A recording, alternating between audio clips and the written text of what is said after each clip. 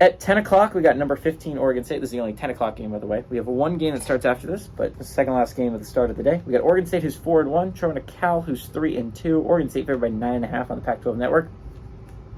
DJU for the Beavers got 73-127, thrown for 1,032 yards, 8 touchdowns, 4 interceptions. Damian Martinez has had 73 carries for 497 yards and 2 touchdowns. And Silas Bolden's had 24 catches for 335 yards and 2 touchdowns. Sam Jackson, the fifth, has gone 51-96, thrown for 556 yards, 5 touchdowns, 2 interceptions. Jaden Ott has had 83 carries for 471 yards and 5 touchdowns. And Jeremiah Hunter has had 27 catches for 321 yards and 4 touchdowns.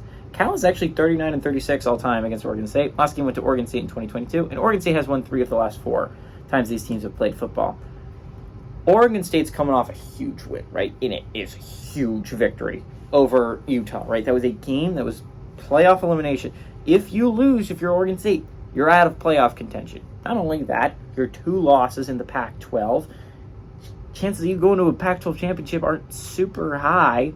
That was a huge game. That was a huge game against Utah. And you know what Oregon State did? They won. They won handily. They looked like the much better football team.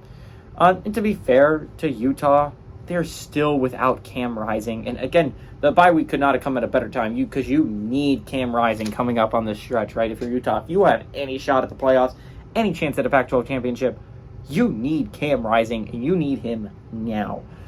I think last game showed that against Oregon State. You survived against UCLA because they had a freshman quarterback. DJU is not a freshman quarterback. And if your hope is to win a football game putting up only 14 points and just doing almost nothing offensively and just getting a whole bunch of turnovers, you're probably going to lose that football game, especially coming up. But this was a big game for DJU. This was a big game for Oregon State as a whole. They played really great defense. They played really great offense. Damian Martinez was running the ball well. Everything was clicking on all cylinders for Oregon State. Cal's a mess right now. They don't know who their quarterback is. And when you don't know who your quarterback is, it's bad. It's just a really bad sign. They beat Arizona State last week, not by a whole lot. That was a big win because you need to win games like that, and you need to pull off upsets if you want to hit the poll game eligibility for Cal.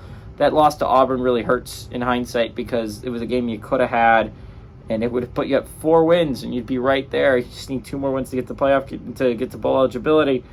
As it is, you need 3. You need to go 3-4 in the next 7 games against some really good college football teams. At least Washington's out of the way, but this Oregon State team is not a cakewalk, and they're coming to your home stadium, so at least you got that. But this Beavers team's going to run through you. This is a much better Beavers team than you. This is a really good Oregon State football program. I'm excited to see how they're going to contend this year in the Pac-12. Can they make a run? Can they make a chance at a playoff berth? We'll have to see. But this is a really good 4-1 team. I think Oregon State moves to 5-1. Give me Oregon State to win and cover on the road.